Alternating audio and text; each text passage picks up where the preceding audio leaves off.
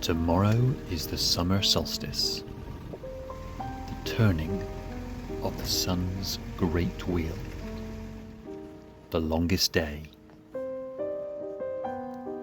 The sun pauses, high and golden, casting a warm hush over the land. It's a time when the earth feels wide open, generous, alive,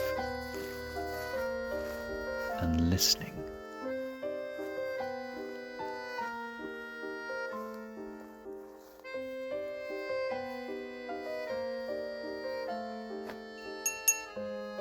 Here, in my forest garden homestead, the light filters through branches like honey. Everything is awake. Even the stones seem to hum, as if remembering.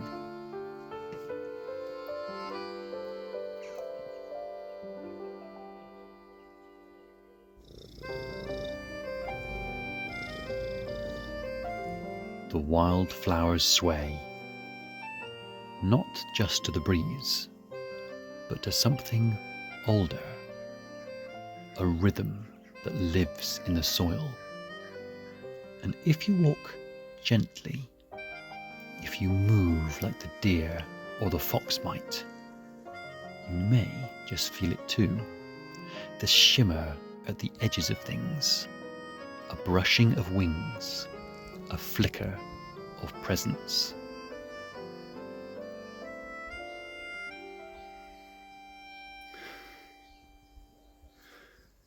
Eternity would not be long enough if it were comprised of summer evenings like this.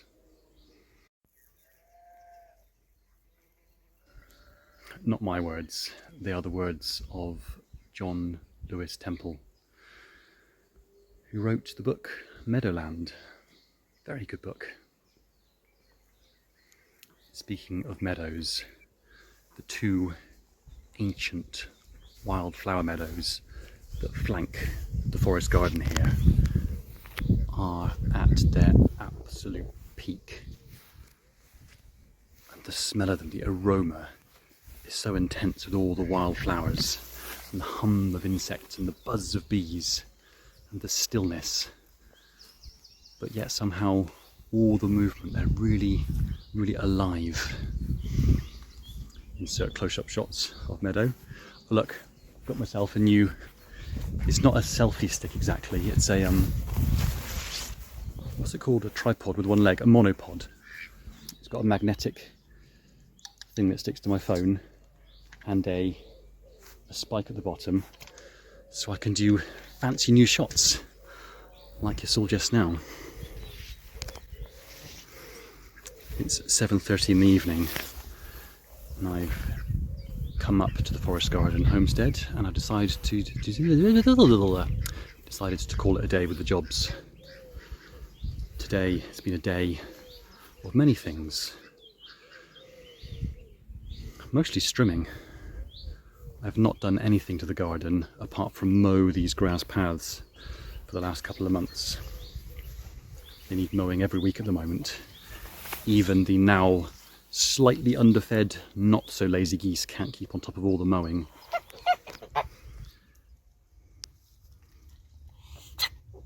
And strimming has been the order of the day. So with my brush cutter, I've been savaging back a lot of the wild grass growth around all the old vegetable beds. It's like doing a deep clean. It reveals all sorts of horrors underneath and you reveal more mess that needs tidying. And incidentally, the only mess is all the man-made stuff, the things that I've put there that either haven't worked or need disassembling, like the edges of old beds, and overgrown flower pots, and all kinds of rubbish that's been forgotten in the grass. But after today, it's now a pristine site again. And as we head towards July, it's very much the month of berries. Despite lots of the perennial vegetable ground cover being lost over the couple of years of neglect when I didn't do very much here, the fruit He's absolutely thriving. And the berries are the first sweetness this year, apart from the early honey crop. There are raspberries, tens of thousands of raspberries, and loganberries.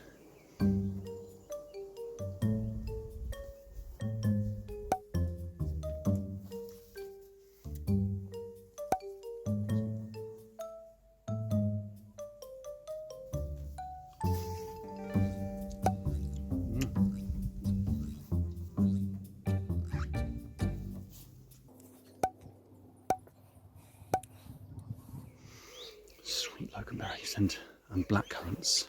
So many blackcurrants.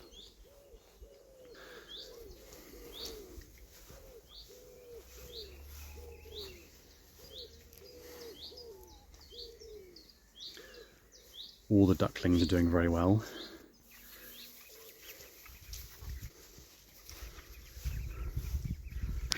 The garden now boasts 22 ducks, like the good old days. Sadly, only still 5 geese. The honeybees are very, very busy collecting.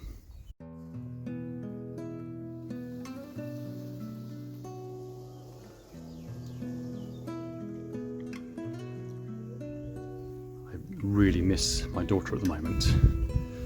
This is the half of the week when her mum has her. And I know she's having a wonderful time. She'll be here again tomorrow for a few days, and she'll help with all her usual tasks. She's a very diligent waterer. She loves to get the watering can and water all the annual vegetables, the tomatoes. She loves to scatter grain for the ducks and the ducklings. She's very, very at home and at peace here. What's that you're doing, my love? Oh, you're picking buttercups for Nanny's tortoise.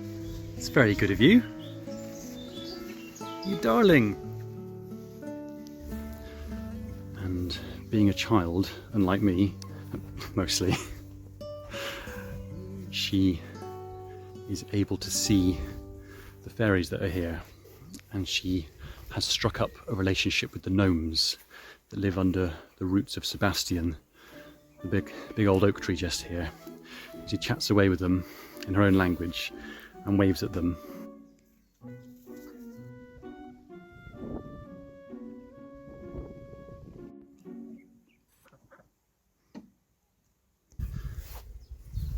How are you all doing?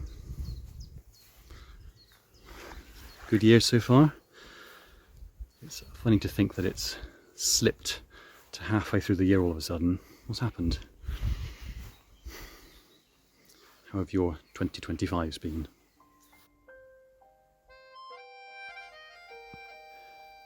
They say the fair folk dance on Midsummer's Eve, where humans rarely tread. But I've always known they're near, watching from the bramble thickets and curled fern hollows. I've felt them in the laughter of a blackbird, in the sudden stillness of dusk, in the cool touch of bare feet on mossy paths.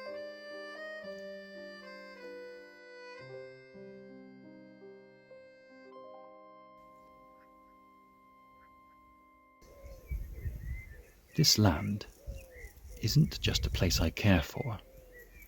It's a relationship, a quiet, ancient conversation. I give, it gives back. I watch over it, and somehow it watches me too. On this solstice, as the light floods every leaf and blade, I offer my gratitude for the life I'm building, for the wildness I get to live beside, and for the unseen magic that lingers here, whispering through the trees. Let the sun linger just a moment longer. Let the fairies dance unseen. And let the land, just for a while, remember we belong to each other.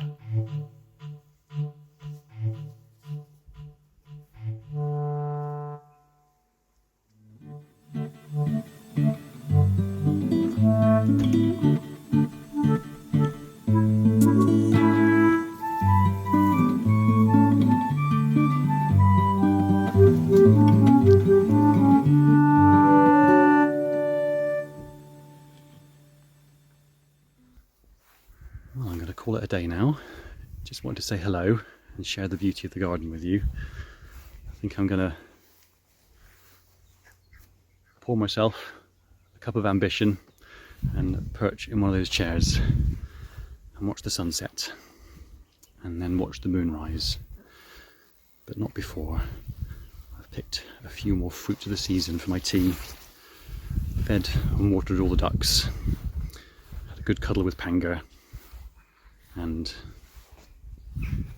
yeah, that's it. Thanks again for watching, and I hope you enjoy this little summer solstice foray into the forest garden. I could just walk in a big circle. Bye.